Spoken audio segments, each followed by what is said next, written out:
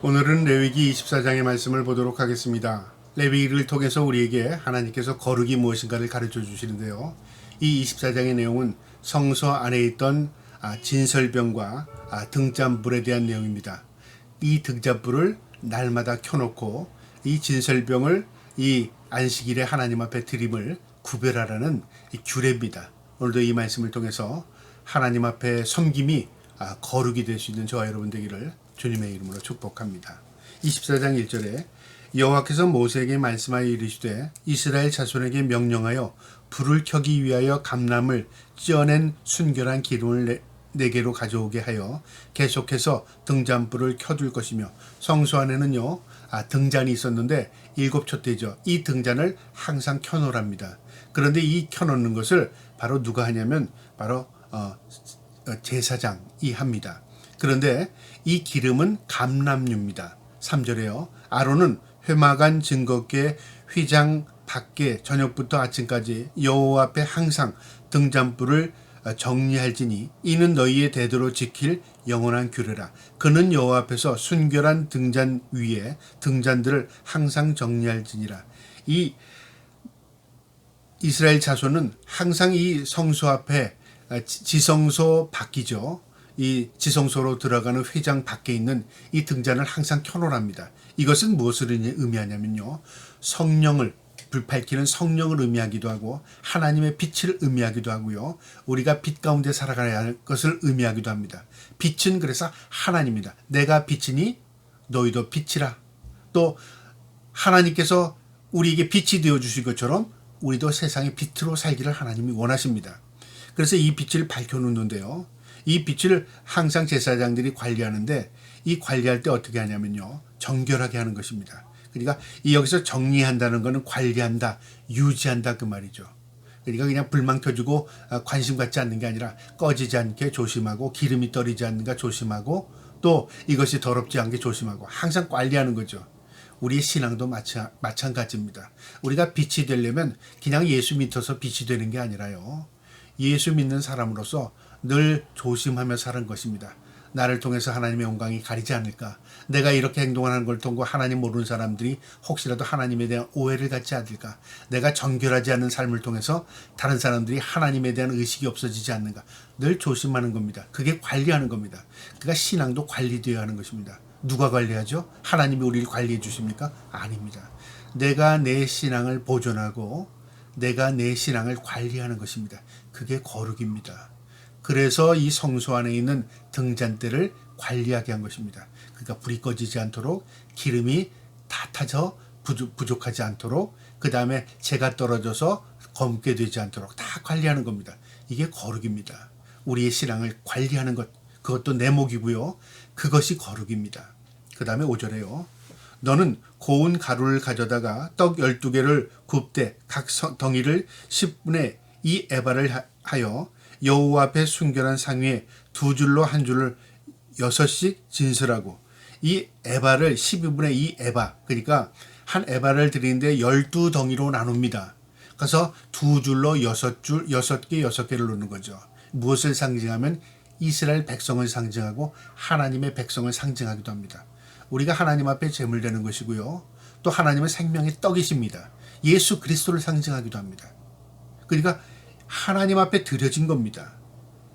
6절에 여호와 앞 순결한 상 위에 두 줄로 한 줄을 6씩 진설하고 너는 또 정결한 유향을 그 각 줄 위에 두어 기념물로 여호와께 화제를 삼을 것이며 안식일마다 이 떡을 여호와 앞에 항상 진설할지니 이는 이스라엘 자손을 위할 것이요 영원한 언약이라라. 우리가 하나님 앞에 드려지는 제물처럼 이 떡처럼 하나님 앞에 진설되는 것이고 예수 그리스도가 바로 우리의 생명의 떡이 됩니다. 그래서 우리가 그 떡을 취함을 통해서 생명이 유지되는 겁니다. 이것을 기억하는 것이죠. 그리고 이 떡은 제사장이 구별되게 먹겠습니다. 9절에요. 이 떡은 아론과 그의 자손에게 돌리고 그들은 그것을 거룩한 곳에서 먹을지니 이는 여호와의 화제 중 그에게 돌리는 것으로서 지극히 거룩함이니라. 이는 영원한 규례니라. 거룩한 장소 성소에서 먹었고요. 이것은 지극히 거룩하답니다. 그러니까 먹는 것도 거룩입니다. 구별하는 겁니다. 여러분, 우리의 삶 가운데 모든 것들을 구별할 때 그게 거룩이 되는 것이고요. 하나님이 그 거룩을 받으시는 겁니다. 진설의 떡을 그냥 12덩이만 놔라. 그러면 이 줄을 이렇게 두 줄로 이렇게까지 세미하게 한 이유는 뭐냐? 질서입니다. 질서. 우리의 삶의 신앙도 질서입니다. 우리의 삶에 구별하는 것도 바로 거룩입니다. 저와 여러분이 그런 거룩, 구별된 의식으로 하나님 앞에 드려지는 인생들 될 수 있기를 축복합니다. 그 다음에 10절에는요. 바로 모독에 대한 죄에 대한 내용인데요. 10절에 이스라엘 자손 중에 그의 어머니나 이스라엘 여인이요. 그의 아버지는 애굽 사람이 어떤 사람이, 그러니까 한 사람이 있었는데 그 사람이 어머니는 이스라엘 사람이고 아버지는 애굽 사람인 어떤 사람이 있었습니다. 한 이스라엘 사람과 진영 중에서 싸우다가 이 어머니와 아버지가 다른, 그러니까 민족이 다른 한 아들이 이스라엘 사람과 싸운 겁니다. 그 사람 이스라엘 여인이 아들이 여호와의 이름을 모독하여 저주함으로 무리가 끌고 모세에게로 가니라. 그러니까 이 어머니는 이스라엘 사람, 아버지는 애굽 사람인 이 아들이 이스라엘 민족과 함께 산 겁니다. 그런데 의식이 없었는지, 하나님에 대한 의식이 없었는지 이스라엘 사람과 싸우다가 그만 하나님을 모독한 거죠. 하나님의 존재에 의식이 없었던 거예요. 그래서 사람들이 그를 끌고 간 겁니다. 모세에게로요. 그의 어머니의 이름은 슬로밋이요. 단지파 디브리의 딸이었더라. 슬로밋의 딸 디브리의 딸이었더라. 그러니까 이 이스라엘의 어머니의 아들이었지만 아버지가 애굽인이라 의식이 없었어요. 하나님에 대한 의식. 그래서 싸우는 가운데 하나님을 모독한 겁니다. 이 사람은 어떻게 해야 됩니까? 그 말이죠. 12절에 그들이 그를 가두고 여호와의 명령을 기다리더니 여호와께서 모세에게 말씀하여 이르시되 그 저주한 사람을 진영 밖으로 끌어내어 그것을 들은 모든 사람이 그들의 손을 그의 머리에 얹게 하고 온 회중이 돌로 그를 칠지니라. 이게 무슨 행동이냐면요. 그 사람이 하나님을 모독한 것을 들은 사람은 손에 머리를 올리랍니다. 그러니까 이게 뭐냐면요. 증거입니다. 난 들었습니다. 나는 그가 모독하는 걸 들었습니다. 그죠? 예를 들어 듣지도 않았는데 들었습니다. 증인을 대봐. 증인이 없으면 그건 거짓이잖아요. 근데 그 모독하는 걸 들었던 사람 손 들어. 손 다 들었겠죠. 머리에 손을 얹겠죠. 그 사람들은 어떻게 하라고요? 돌을 들어서 그를 칠합니다.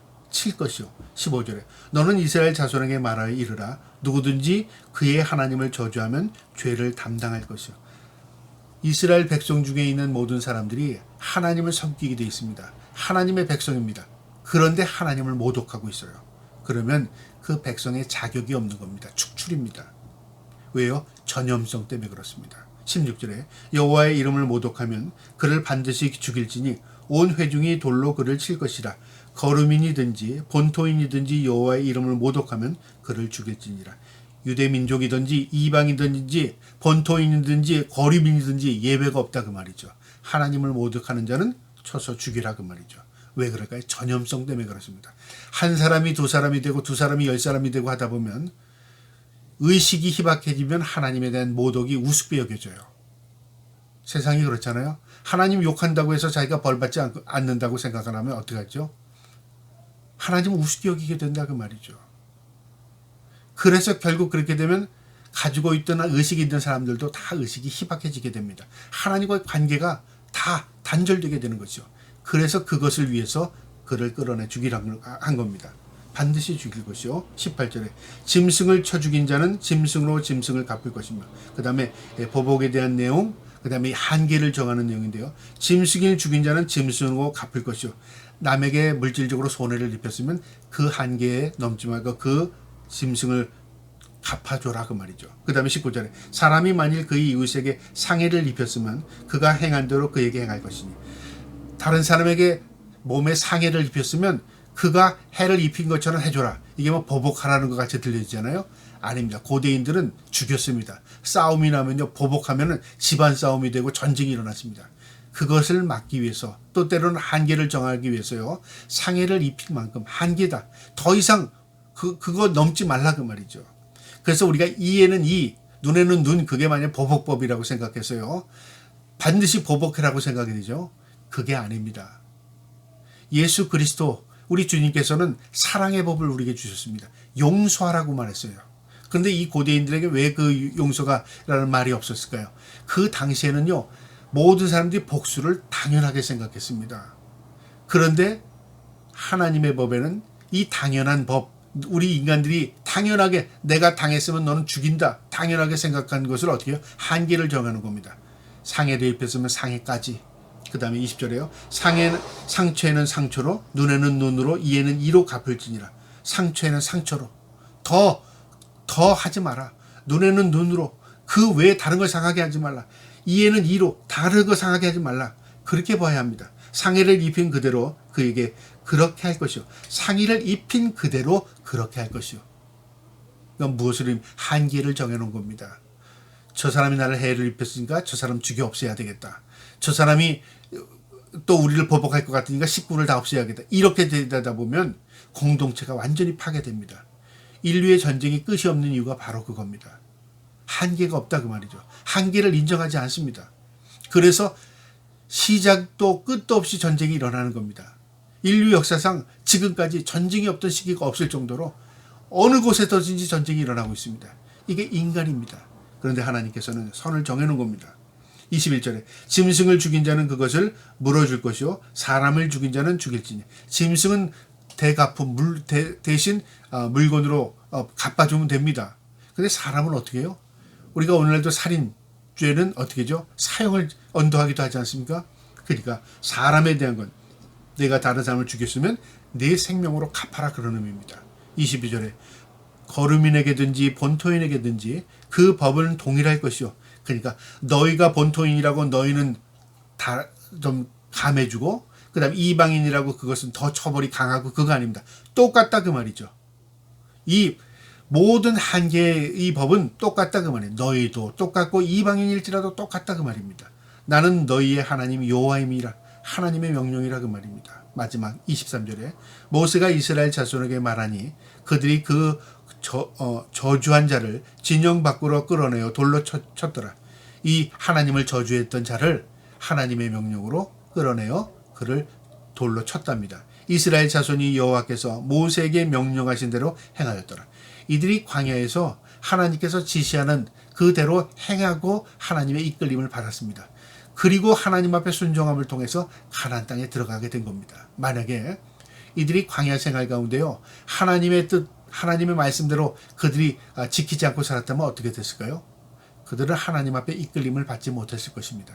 그러나 하나님께서 모세를 통해서 명령했고, 그 모세의 명령을 통해서 백성들은 이게 하나님의 법이구나. 그리고 자신의 생각, 자신이 뜻대로 하지 않고 그냥 명령대로, 모세가 명령하는 대로 하나님의 법이구나, 그걸 믿고 따른 겁니다. 그래서 그것이 그 민족을 이끌어 나간 것입니다. 그래서 성경은요, 순종이 제사보다 낫답니다. 제사는 온 마음을 하나님 앞에 드리는 헌신이잖아요. 근데 순종이 앞선다 그 말이죠. 우리가 뭘 이해하고 순종하지, 내가 깨닫고 순종하지, 내가 이해가 가니까 순종해야지, 그게 아니라 순종은 뭐냐면요, 내가 이해가 되기 전에 하나님 말씀이기 때문에 순종하는 겁니다. 그러면 어떻게 해요? 하나님께서 그 순종하는 자를 선한 길로 인도하십니다. 오늘도 이 말씀을 우리의 마음에 새기고요, 하나님을 모독하는 것, 그건 전염성을 가지고 있습니다. 그리고 우리가요, 하나님의 법 아래서 사는 것, 나를 지키는 것이고 하나님을 이끌림을 받는 것입니다. 저와 여러분이 늘 하나님 말씀 가운데 순종하며 살기를 주님의 이름으로 축복합니다. 아멘.